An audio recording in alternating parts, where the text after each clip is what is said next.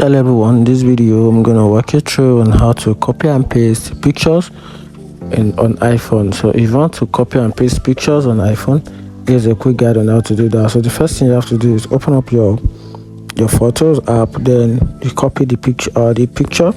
So for you to be able to copy the picture, just tap on the share button, which is this button right here.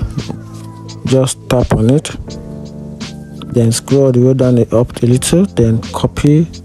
Tap on the copy option, tap on copy photo, then from there you can just simply go to anywhere you want to paste the photo. So I'm just going to open my mailbox right here, then I'm just going to input okay, good. So for me to be able to, I just have to create a new tab for new message.